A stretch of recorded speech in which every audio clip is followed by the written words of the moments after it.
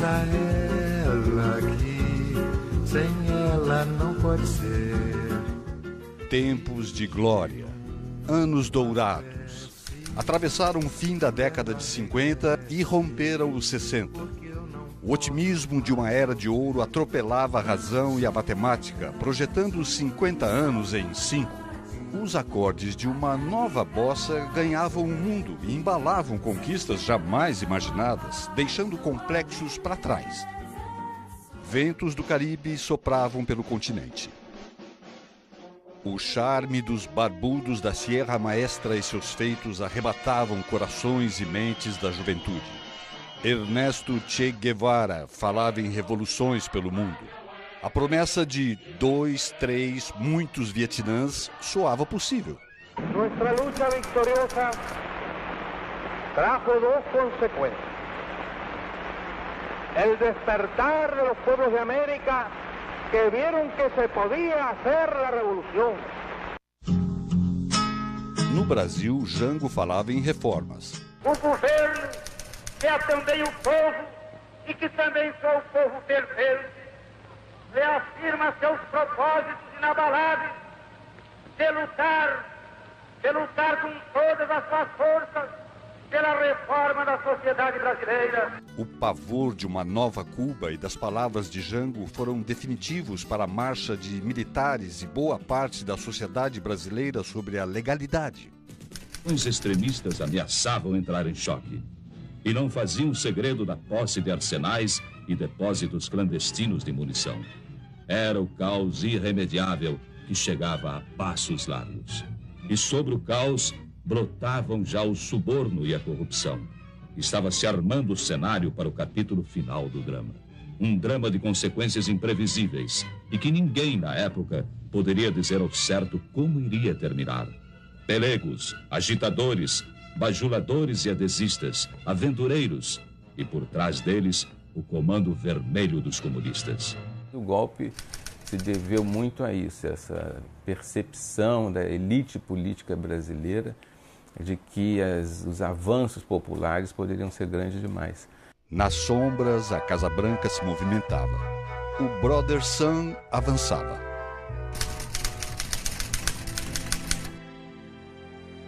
I think we ought to take every step that we can, be prepared to do everything that we need to do. We just can't take this one, and I'd get right on top of it and stick my neck out a little. Era a senha para o fim dos anos de ouro. Sob a nossa responsabilidade, a população do Brasil, o povo, a ordem. Assim sendo, declaro vaga a presidência da República.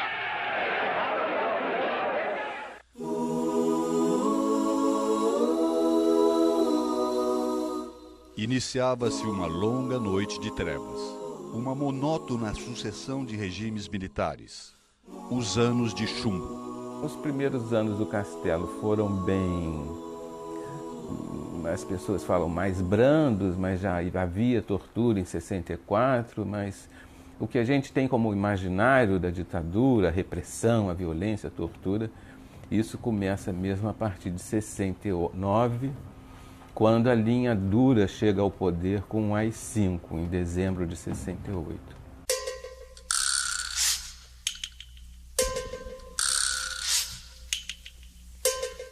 Em um dos seus primeiros atos, Castelo Branco cria o SNI, Serviço Nacional de Informações.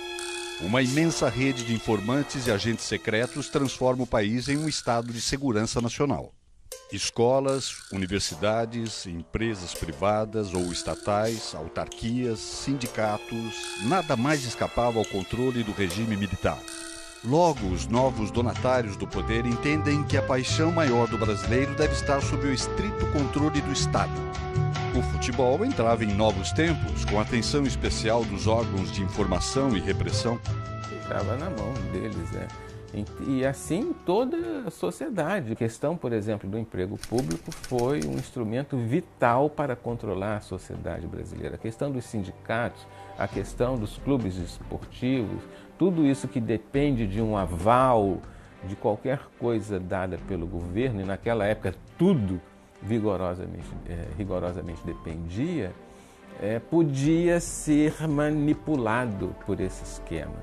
Então isso também é uma forma de controle, de repressão, de violência, e a gente não deve ter essa ilusão de que a ditadura brasileira não foi violenta e prejudicial também nesse sentido que eu estou falando, né?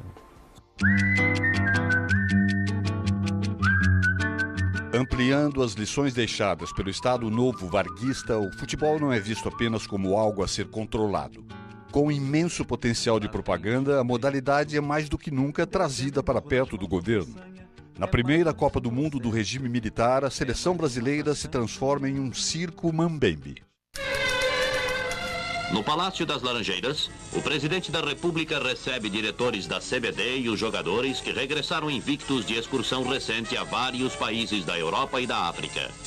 Ao cumprimentá-los, o presidente Castelo Branco elogia os craques da seleção que em Londres disputará a Copa Mundial de 66. O regime militar confiscou os símbolos nacionais, ele se apropriou desses símbolos nacionais, né? Transferiu a bandeira como um símbolo do regime, não um símbolo da nacionalidade, o hino nacional como um hino do regime, o patriotismo como uma expressão de ligação direta com o regime, né? O Brasil ame-o ou deixe-o, etc. Mas tinha um problema aí que era uma questão, isso não era apenas manter uma certa imagem, né? Era preciso a cada 4 anos você colocar isso à prova.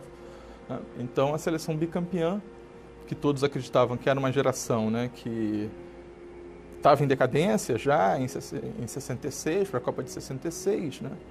Ela gerou uma estratégia extremamente arriscada por parte do regime, porque, de um lado, você tinha a preocupação em preparar uma equipe, que foi o diferencial em 58, principalmente, em preparar uma equipe para disputar. E segundo, de fazer dessa equipe e fazer da seleção brasileira um instrumento de propaganda. E esse instrumento de propaganda não é para correr internacionalmente, é propaganda interna do regime.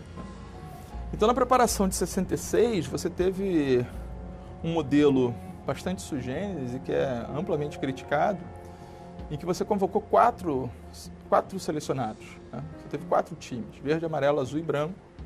Ao mesmo tempo, esses jogadores ficaram, no mínimo, 3 meses em preparação no Brasil. Né? E cada uma dessas equipes tinha um itinerário pré-definido entre o governo e a CBD, percorrendo uma série de cidades que eram consideradas cidades estratégicas. Tanto capitais, quanto cidades importantes do interior, principalmente de Rio, São Paulo e Minas. Né? O fiasco brasileiro na Copa de 66 foi a óbvia consequência de uma preparação caótica. Costa e Silva toma posse em 67. A repressão recrudesce. Aumentam os protestos e manifestações. Em 13 de dezembro de 1968, o ato institucional número 5, AI-5, marca o início dos piores tempos da ditadura. Os anos em que os escrúpulos da consciência foram mandados às favas. Sei que a Vossa Excelência repugna, como a mim, e creio que a todos os membros deste Conselho, enveredar pelo caminho da ditadura pura e simples. Mas me parece que claramente é esta que está diante de nós. Eu seria menos cauteloso do que o próprio ministro das Relações Exteriores quando disse que não sabe se o que restou caracterizaria a nossa ordem jurídica como não sendo ditatorial. Eu admitiria que ela é ditatorial. Mas, às favas, senhor presidente, neste momento, todos os escrúpulos de consciência. Os anos de chumbo. Nada mais escapa ao controle do Estado de Segurança. Os clubes de futebol passam a submeter ao governo o nome de qualquer postulante a cargo de dirigente. Os documentos não deixam dúvidas. Os clubes estavam sob absoluto controle. Vamos supor que alguém fosse cogitado para ser indicado para um cargo numa escola, num clube de futebol. E então um agente de informação, que você nem sabe que ele existia, ele dizia assim, não, fulano de tal foi visto com um famoso comunista tal, mandava esse informe para um diretor, para um responsável pela tua nomeação. você acha que seria nomeado? Tem muita gente que perdeu funções, cargos, por conta da espionagem. Tem muita gente que perdeu a possibilidade de estudar. Tem muita gente que perdeu filhos e pais, perdeu um futuro por conta da repressão. Então, a repressão cotidiana infiltrada nas agências de informações que monitorava a vida da sociedade brasileira, ela não gerou tantas mortes como no caso da Argentina, como no caso de outras ditaduras. Mas ela se miscuiu na sociedade brasileira e gerou prejuízos que as pessoas nem sabem que sofreram. Além dos clubes, nas principais federações de futebol, o controle era de amigos do regime. O presidente da Federação do Rio consta como informante em inquéritos dos órgãos de segurança. Em Minas, o presidente da Federação, coronel da polícia, apesar de investigado e acompanhado pelo SNI em diversos casos de corrupção, permanece no poder durante toda a ditadura, passando o poder depois ao filho. Em São Paulo e Rio Grande do Sul também estão homens de confiança dos militares. Vem, vamos embora, que esperar não é saber. Quem sabe faz a hora, não espera acontecer. Vem, vamos embora, que esperar não é saber. Quem sabe faz a hora, não espera acontecer. Personagens do futebol passam a merecer atenta vigilância e relatórios periódicos sobre suas ações. Poucas pessoas na história republicana foram tão vigiados como João Saldanha. O cargo de treinador da seleção brasileira ampliava sua voz. Os militares sabiam que Saldanha aproveitava suas viagens ao exterior para levar documentos que denunciavam a tortura no Brasil e ajuda para exilados. E meu pai chegou e falou: Joãozinho, vem aqui, vamos ali, vem aqui com o papai, não sei o quê. E as pessoas ficaram nesse apartamento e eu atravessei a rua com o papai. E o papai chega, a gente anda assim, digamos, uns 100 metros. Ele fala: tá vendo aquele moço ali? Entrega isso aqui para ele. Era um pacote, eu não sei te dizer o que havia dentro do pacote, não sei mesmo. Eu sei que eu olhava para o papai para trás e olhava para o moço, eu estava ficando mais perto do moço, e o papai ali quieto, esperando a ação se consumar. Eu sei que eu cheguei próximo desse senhor, era um negro, que não tinha 2 dedos na mão, e entreguei aquele pacote.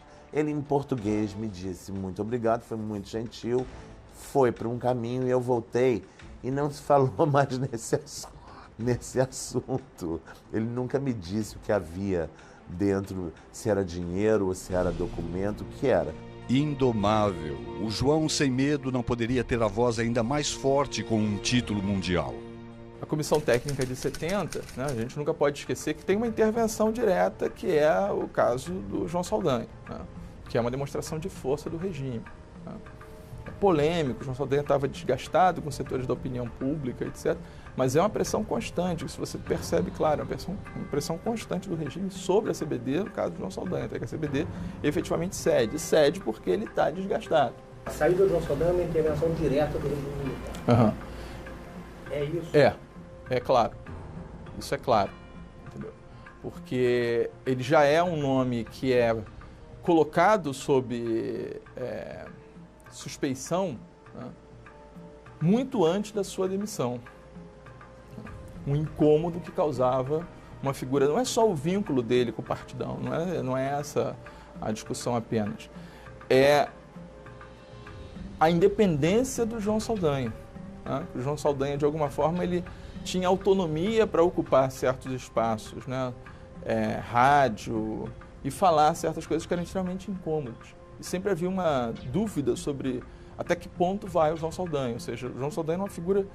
Enquanto ele teve apoio popular, era muito complicado mexer. Conforme isso vai desgastando e vão se criando episódios na imprensa que vão colaborando para esse desgaste, né, que viabiliza esse projeto, que é um projeto não só de anular esse personagem, que é um personagem sobre o qual eles efetivamente sabem que não tem controle, né, como também de uma demonstração de força sobre a CBD.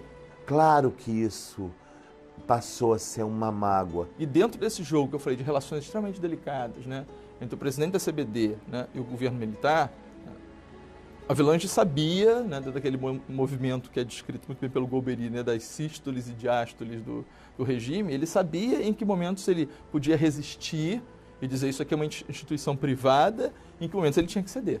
Tá? Então ali foi o momento em que ele efetivamente teve que ceder. A entrada de Zagallo ocorre muito mais por um golpe de sorte do que por convicção do comando da seleção. O técnico não seria o Zagallo. O técnico seria o Otto Glória. Eu fui ao América, eu não encontrei o Otto Glória. A pedido do doutor Passo. Não consegui. E por um acaso, e essa é a história, o Zagallo treinava o Botafogo. Aonde? Na Escola de Educação Física do Exército. E lá que nós nos reunimos. E aí surgiu, em um bom momento, o nome do Zagallo. As mudanças não ficam apenas na troca de treinador. A comissão técnica da seleção, que já tinha militares entre seus membros, ganha mais reforços da caserna.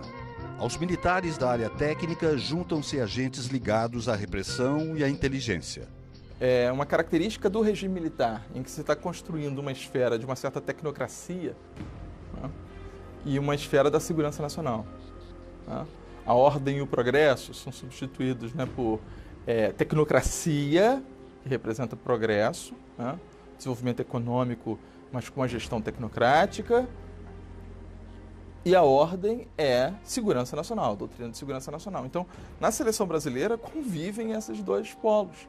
Ou seja, um planejamento meticuloso, mas que não pode abrir mão de mecanismos de fiscalização, controle e repressão. Então, eu acho que está presente ali essa bipolaridade que vai ser característica do regime militar. Dentro da Comissão Técnica de 70, você tem esses dois polos muito bem caracterizados.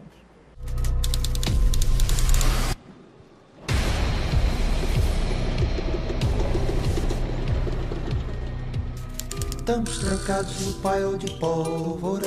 Além da queda de João Saldanha, os militares impõem à CBD o brigadeiro Jerônimo Bastos na chefia da delegação. Este, por sua vez, leva para a chefia da segurança um agente da repressão, cujo nome consta nos dias de hoje nas listas de envolvidos com tortura.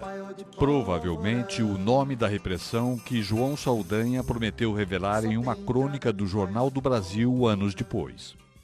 Vou escrever uma matéria sobre a presença exigida e por mim repelida de policiais espancadores na concentração.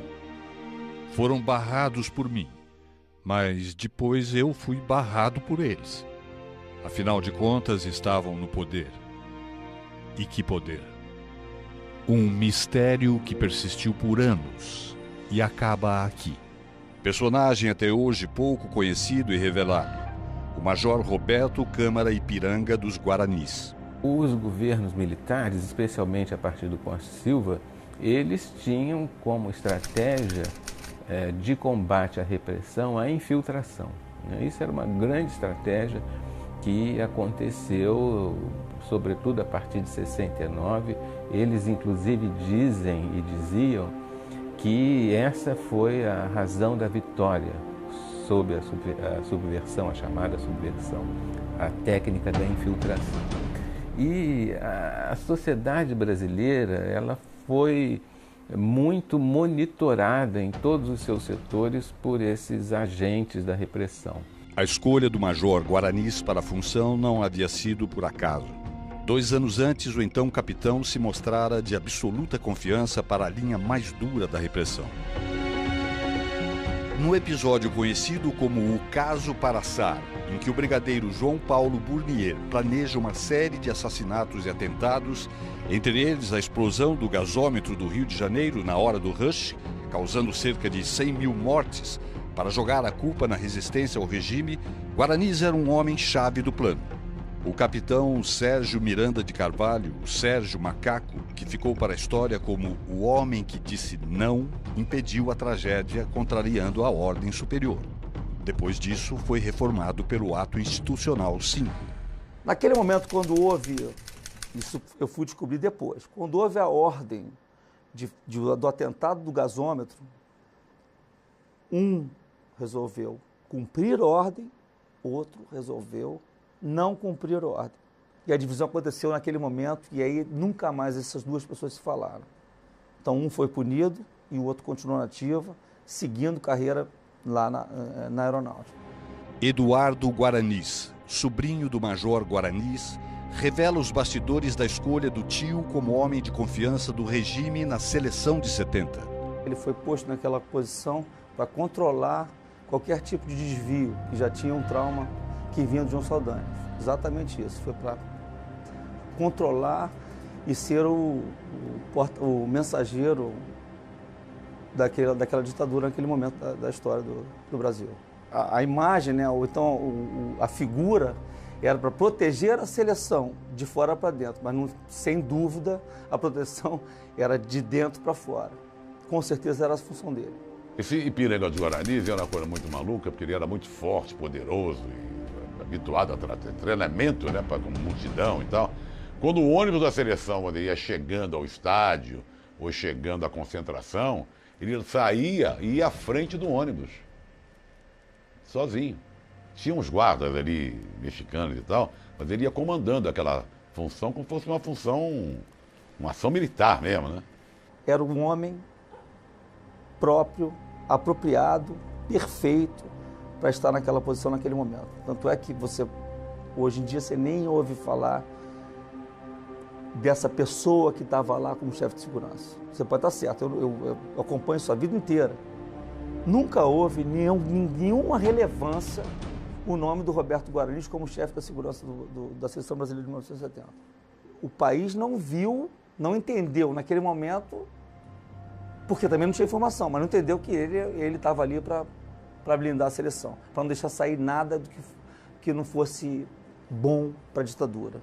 Se for comprovado por A mais B que foi feito isso assim, assim, assado, que foi realmente um homem que fazia tais barbaridades até, eu vou julgar errado. Fora do campo, o clima era pesado. A cobertura da Copa de 70 foi difícil. Quando a gente foi para o México, você tinha o credenciamento da Copa e o credenciamento da Seleção Brasileira. Você não podia entrar no hotel da seleção, que era um motel ali em Guadalajara, ou lá em Guanajuato, simplesmente com credencial da Copa do Mundo. Você tinha que ser aprovado pela segurança, pelo crivo do militar ou dos militares para poder cobrir a seleção brasileira. Você deixava um documento, preenchia um formulário. O João Saldanha foi impedido. O João Saldanha foi à Copa como contratado pela BBC, para escrever artigos na BBC e num jornal também lá em inglês. E ele não deixaram entrar. Isso magoou muito o Saldanha. E a gente notava o Saldanha muito triste, muito abatido com isso, né? Os documentos mostram que o radialista Geraldo Bretas teve sua atuação proibida no México por delação direta de Jerônimo Bastos, chefe da delegação, em comunicação ao gabinete da Presidência da República. Em campo, a seleção brasileira era a antítese daqueles tempos obscuros. Jogando um futebol de sonhos, arrebatava o mundo com sua arte e anestesiava os 90 milhões em ação de então. Uma conquista sob medida. Tudo o que o mais brutal governo de todos os tempos do Brasil precisava. Buscando a paz dos quatro cantos, aquele gesto de erguer a taça ao povo. Não tem coisa melhor para um governo do que uma grande vitória esportiva, né? Realmente são eventos assim simbólicos, icônicos, carregados de paixão nacional. A população se entusiasma, né? Para o regime militar, isso foi um mecanismo de legitimação, sem dúvida nenhuma, né? A propaganda brasileira deslanchou mesmo no governo do Médici, com a figura brilhante, até um militar brilhante chamado Otávio Costa, um intelectual, além de ser um coronel na época. Ele desenvolveu uma propaganda muito interessante, muito criativa, né? Um fato que contribuiu para o sucesso foi a televisão. Foi o primeiro campeonato do mundo que o Brasil assistiu pela televisão. Ainda em preto e branco, mas assistiu pela televisão. Então, essa aparição da televisão deu uma repercussão inimaginável, espantosa. e multiplicou de muito o sucesso que os jogadores conquistaram em campo. O Brasil foi bem sucedido, o Brasil foi campeão e espontaneamente isso apareceu, o presidente surgiu, uma coisa convergia para a outra. Uma grande mola desse sucesso da Copa do Mundo foi a canção de Miguel Gustavo, Pra Frente Brasil. Pensa-se que foi parte de campanha nossa. Não, não foi iniciativa nossa. Miguel Gustavo nos procurou com a peça pronta, não fomos nós que mandamos para fazer a peça, com a peça pronta que um cliente seu tinha pedido para fundo musical de suas propagandas comercial, mostrou a peça e pediu ajuda na divulgação.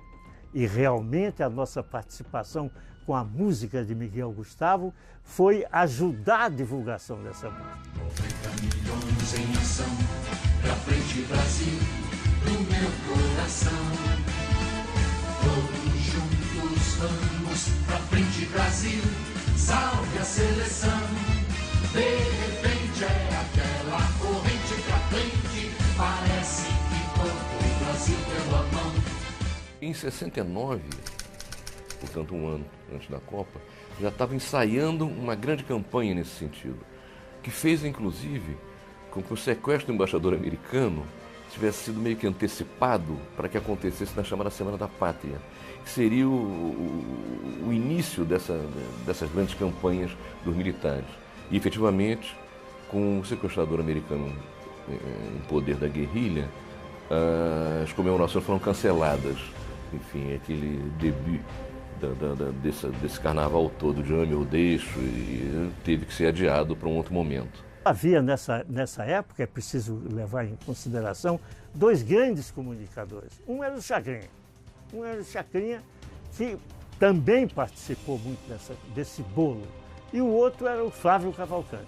Os dois, sem nenhuma interferência nossa, eles com a sua sensibilidade de comunicadores, ajudaram muito nesse processo. Apesar do êxito na propaganda do regime militar, reconhecido até pelos opositores, o responsável lamenta até hoje um slogan que marcou época. Tudo que aparecia pelo Brasil afora, as iniciativas de toda hora, em dísticos, em plásticos, em slogans, em spots e tudo era creditado ou debitado à nossa assessoria. Entre esses debitados apareceu o Brasil Ame ou Deixo.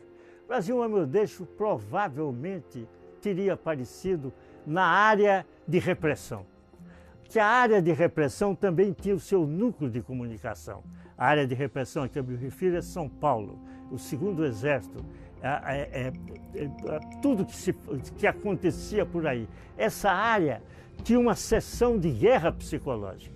Então, eu estou convencido de que este slogan, Brasil Ame ou Deixo, é um produto de guerra psicológica, dessa assessoria de guerra psicológica da Operação Bandeirantes. Discordo de tantas coisas que chegaram a fazer e que vinha a saber até depois, mas acredito que esse poder dos órgãos de informações foi absolutamente avassalador. Todos juntos vamos pra frente Brasil, Brasil, salve a seleção. Nas ruas e nos lares do Brasil, os 90 milhões em ação da canção eram embalados pelo sucesso de Pelé e companhia. Nas masmorras e nos subterrâneos da pátria, tortura e morte tornavam-se regra. Umas sessões de tortura muito longas, 7, 8 horas. Cadê o Marighella? Não sei. Eu não conheço ele.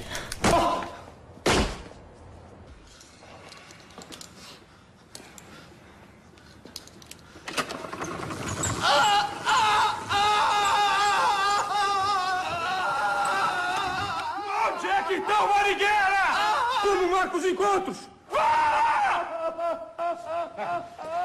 Faz o plano de errada, vai, seu caralho! Você fica num estado muito animal ali. Você está sujo, frequentemente está sujo de xixi, de cocô, Entende? Os choques, às vezes, você tá com sede, você está com fome, você está sofrendo uma dor física muito intensa, e há toda uma tentativa dos torturadores de fazer com que essa coisa animal acabe prevalecendo sobre o que você pensa, o que você quer, o que você acha, a tua vontade, enfim, é uma tentativa de destruição como ser humano da pessoa. E é uma briga mesmo braba, é uma briga braba em que conta muito a inteligência, a coragem física, a disposição de enfrentar os sacrifícios e um jogo também que funciona, por exemplo, de você jogar com informações falsas. Eu fui preso com uma chave, que era de onde eu morava. Uma chave abre uma porta, eles diziam. Mas eu podia ganhar tempo e para que as pessoas que moravam comigo pudessem sair. Então ganhava tempo dando endereços falsos, etc. e tal, voltava, era mais torturado. Tem esse jogo, que é um jogo que se o torturado não perde o controle, pode ser jogado. E muitas informações caducam. É um jogo que vai sendo jogado, informações vão caducando, e cada informação importante que caduca é uma vitória do torturado, e essa vida vai sendo levada assim. Quer dizer, eu não sabia se iam me matar ou não. Na época, inclusive, a informação que eu tinha é que eu morreria, de certa forma, sou um sobrevivente. A situação mais difícil a que o ser humano possa ser levado é essa, porque é uma tentativa de quebrá-lo como ser humano, fazer com que a dor física se sobreponha a tudo que ele pensa, que ele sente, que ele quer, etc. Mas depois houve o sequestro do embaixador alemão, que libertou 40 presos. E eu estava entre esses presos e fui então para a Argélia. E na Argélia eu pude ver o jogo final, Brasil e Itália. De novo houve essa polêmica, torcer ou não torcer, etc. Polêmica que meio que se acabou com o 4º gol do Brasil, quando o Carlos Alberto fez o gol, e todo mundo já gritou, etc. e tal, e aquela racionalidade mais fria de alguns foi por água abaixo.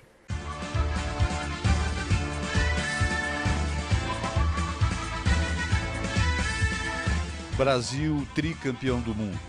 A resistência destruída. O milagre econômico em curso. O Médici também era uma pessoa muito popular. É preciso lembrar isso. O general Médici presidiu o Brasil durante um período em que houve muita repressão. Então, para a memória da esquerda, para a memória das pessoas que atuavam nas ações armadas urbanas, o período do Médici é o quê? É um período de repressão. Mas para a memória das pessoas comuns que estavam vivendo o milagre econômico, com crédito para comprar geladeiras, fogões e carros, o governo do Médici era ótimo, né? Então nós temos essa complexidade aí da história. Por um lado, o período de auge da repressão, que era censurada, então ninguém sabia disso. E por outro lado, esse governo popular, graças ao desempenho do chamado milagre econômico brasileiro. Já não havia limites para o regime militar. O futebol e seus personagens passam a ser ainda mais monitorados. Os arquivos não deixam dúvidas sobre uma outra grande vítima do estado de segurança implantado, Afonsinho, acompanhado em todos os passos, aqui e no exterior. Outra coisa também que ficou muito marcado para mim foi quando eu fui para o Santos e fizemos uma excursão, e na volta dessa excursão, alguns dias depois, o jornalista do jornal de Santos teve uma atitude muito digna comigo, né? E eu tenho procurado até identificá-lo para poder agradecer até pessoalmente. Ele me disse que tinha sido procurado por órgãos de segurança, querendo informações sobre o que eu fazia na excursão. Tenho a consciência nítida de que eu merecia ser chamado, pelo menos fui em seguida à Copa de 70. Houve até muito comentário, foi muito comentado na imprensa e tal, que eu não ter sido convocado naquele momento, né, era estranheza e tal. Foi uma relação direta mesmo, né? Equipes de imprensa que viajavam para a cobertura de uma competição estavam sob vigilância. João Saldanha seguia ainda mais vigiado. Nos relatórios do Serviço de Informação, seus comentários no rádio eram vistos como incendiários e, portanto, deveriam estar sob controle. Até João Avelange era vigiado pelos órgãos de informação. E o Avelange, a princípio, ele passa a ser monitorado e submetido a inquéritos policiais militares, a princípio com essa aura da corrupção, né? Se denunciava, né, irregularidades na obtenção de empréstimos, por exemplo, para a compra do imóvel definitivo da Confederação, de como ele tinha tido acesso a certas informações sobre o trâmite do mercado imobiliário, como ele tinha tido condições de captar um empréstimo com juros e condições de pagamentos muito favoráveis. Dizer, olha, isso aí está, de alguma forma, indicando que há um jogo de interesses e pode ter, né, uma rede de corrupção aí que possa ser mapeada a partir do Avelange. Quando a gente vai pesquisar, né, e entender o porquê dessa preocupação com o Avelange, ela vai muito além dessa questão da corrupção, né? Ela vai por conta de um vínculo familiar que o Avelange tem com o Juscelino. O caso Avelange, nós sabemos, né, de uma grande habilidade política, né? E o Avelange, desde o primeiro IPM ao qual ele foi convocado, ele se recusou a levar um advogado e ele levou um general para acompanhá-lo, um amigo general. E isso dava aos seus algozes ali naquele momento, né, uma certa preocupação. Pelé também tinha os passos monitorados. Porém, de acordo com documentos do Serviço de Informações do extinto Departamento Estadual de Ordem e Política Social, o temido DOPS do Estado de São Paulo, qualquer possível desconfiança com o rei do futebol por parte do regime militar ficou para trás no dia 21 de outubro de 1970, pouco depois da conquista do tricampeonato mundial. Segundo os relatórios do DOPS, em visita ao gabinete do diretor-geral do órgão, Pelé contou que em jogos realizados no México e na Colômbia foi assediado por comunistas para assinar manifestos contra o governo brasileiro e que não concordou por ser contrário ao comunismo.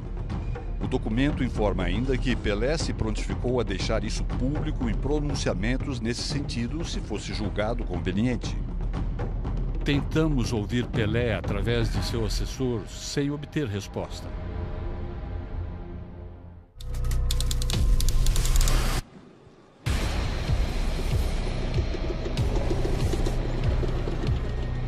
A larga experiência em tortura que o Brasil atingiu nos anos 60 fez com que o país entrasse na nova década com uma triste liderança. Exportador de repressão para os países vizinhos. A criação de um banco de dados comum e a conexão de informações sobre opositores transformam-se em obsessão das ditaduras do continente, auxiliados pelos Estados Unidos e países europeus.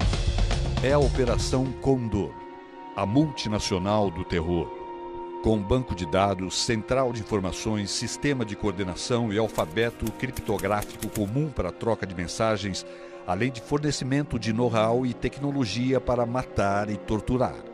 O Condor voava alto pela América Latina. Paixão popular do continente, o futebol não ficava imune ao rastro de sangue e sombra de repressão do Condor.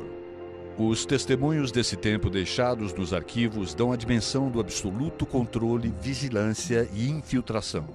As garras do abutre dos Andes estavam também nos campos, vestiários e estádios.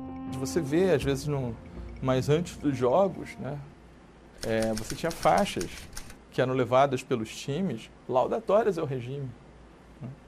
E era muito interessante porque tinham empresas que já patrocinavam, né? E você tem marcas globais com dizeres favoráveis ao regime. Isso é muito interessante. A experiência de 1970 dos militares distribuídos em postos estratégicos na seleção brasileira se espalha para os clubes. No Vasco e depois no Flamengo, eu tive, não me lembro muito, também no Olaria. Até eram pessoas militares ligadas ao esporte também, né? E não tinham...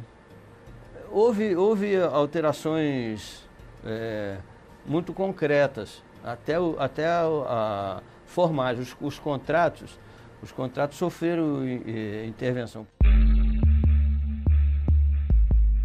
É justamente essa presença nos clubes de futebol de homens ligados à repressão e aos sistemas de inteligência que possibilita a revelação de uma ação da multinacional do terror pela primeira vez. A comprovação e denúncia da Operação Condor. Ela foi uma operação que começa a partir do telefonema. Na época eu chefiava a sucursal da Veja em Porto Alegre, em novembro de 78. De um telefonema anônimo de São Paulo, dizendo que um casal e 2 crianças estavam desaparecidos no endereço tal. Aí, por um acaso, o futebol me ajudou a desvendar essa operação. E eu não esperava encontrar alguém do futebol naquela operação.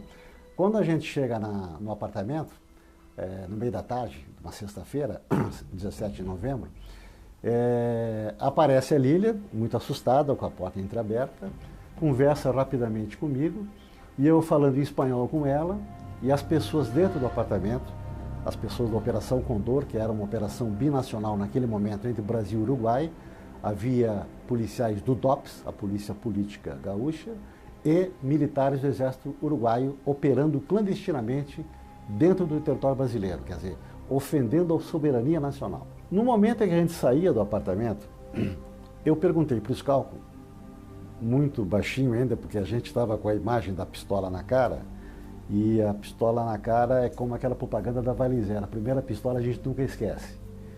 Aí caminhando eu perguntei para o Scalco, você reconheceu alguém aí? Eu disse, olha, não sei, mas um deles me pareceu o Didi. E a partir dali, a partir desse fato casual, que é um fotógrafo de esporte, ao meu lado, não um esporte de polícia ou de política, é que foi possível pegarmos o fio da meada decisiva para elucidar a questão do sequestro. Porque a partir dali, nós fomos traçar a história do Didi Pedalada. E aí, de novo, o futebol se mistura e se mescla com a política. O Didi Pedalada, depois de ter uma passagem lá em fim de carreira do México, voltou, jogou um pouco no Guarani de Bagé, que é a sua terra natal, tinha passado antes pelo Cruzeiro, numa passagem mais brilhante, e no final, desempregado, ele conseguiu uma função no DOPS gaúcho, então dirigido com o seu delegado mais importante, que era o Pedro Selig, que faz parte da Santíssima Trindade da repressão brasileira. O Pedro Selig fez no sul do Brasil o que o delegado Sérgio Fleury e o coronel Carlos Alberto Brilhante Ustra fizeram em São Paulo. Ou seja, desbarataram a esquerda armada através de uma repressão muito violenta e muito eficaz, muito eficiente. E o Pedro Selig era a grande estrela do DOPS gaúcho. Aí ele foi apresentado para o Didi começou a trabalhar no DOPS, porque já havia uma relação, uma afinidade do Selig com o esporte. Explico. O Selig era colorado, torcedor fanático, e frequentava os treinos do Internacional. Nos jogos do Inter, ele chegava a ter um lugar cativo nas cabines de imprensa e era muito amigo do grande astro do Internacional, que era o meio-campo Paulo Roberto Falcão. E havia uma ligação familiar profissional do Falcão com o Selig. O Falcão tinha como procurador o delegado Reinaldo Jorge Salomão, que era o preparador físico do Internacional, era o procurador do Falcão nos seus negócios comerciais e, ao mesmo tempo, era filho de um cunhado do Selig e era delegado do DOPS. Então havia toda uma mescla de futebol e de política que explicava por que essas coisas levaram o Didi a ser um sequestrador naquele momento, e um sequestrador muito duro. Foi uma das pessoas que mais torturou e bateu no Universindo no momento em que ele foi preso no apartamento. O Universindo apanhou já ali, e ele lembra até hoje do Universindo que quem mais batia nele era um negro forte. E depois, no DOPS, ele foi muito torturado por mãos binacionais.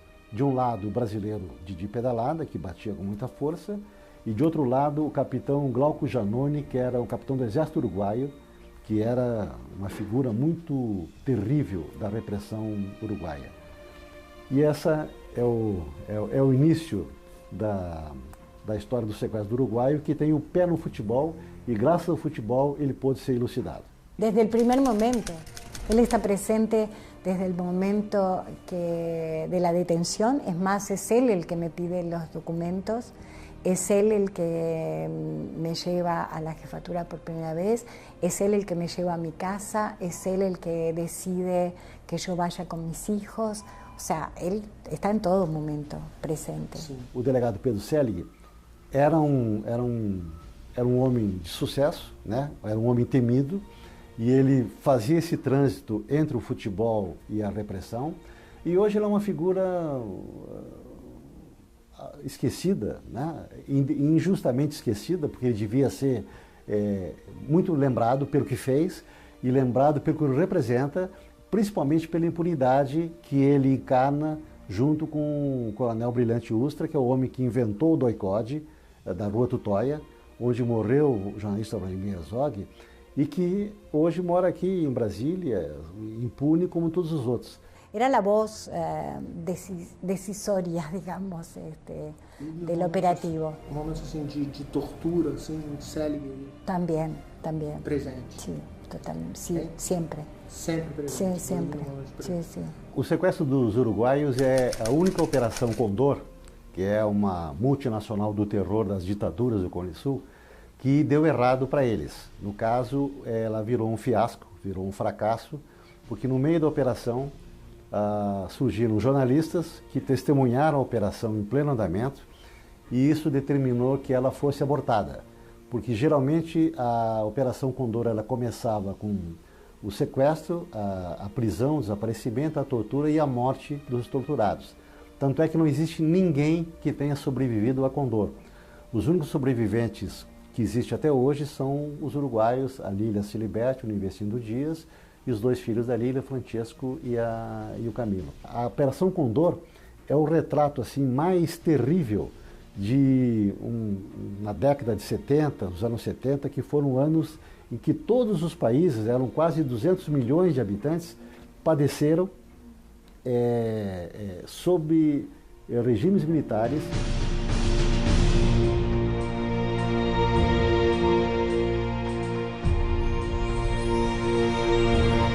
Os arquivos estão sendo abertos, a memória sendo recuperada, a verdade sendo construída, para que nunca mais donos do poder digam que nada tinham a ver com o genocídio de tanta gente, para que enfim seja possível pavimentar a estrada que leva ao nunca, nunca mais.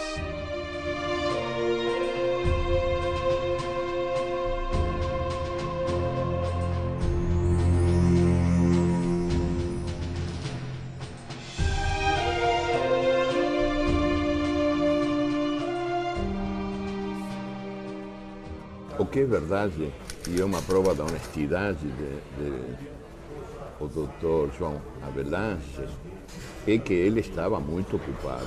Ele estava muito ocupado cobrando subornos, dinheiro mal feito, quando comprava e vendia favores, e partidas, e tudo que agora está sendo revelado pela documentação que a FIFA está por fim revelando ao mundo, da qual se desprende claramente que Avelange e seu genro Teixeira roubaram dinheiro a palas, em quantidades imensas.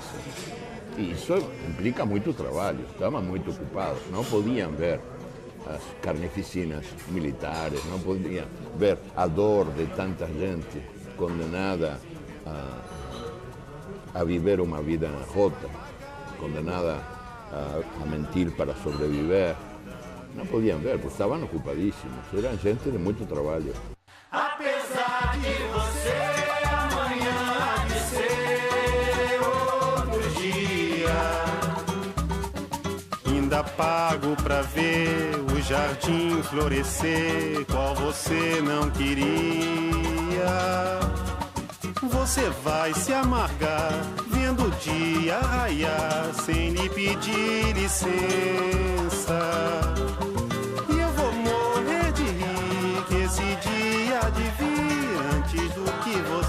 beleza. Apesar de você, amanhã há de ser outro dia. Você vai ter que ver amanhã renascer e esbanjar poesia. Como vai se explicar vendo o céu clarear? De repente, impunemente, como vai abafar nosso coro a cantar?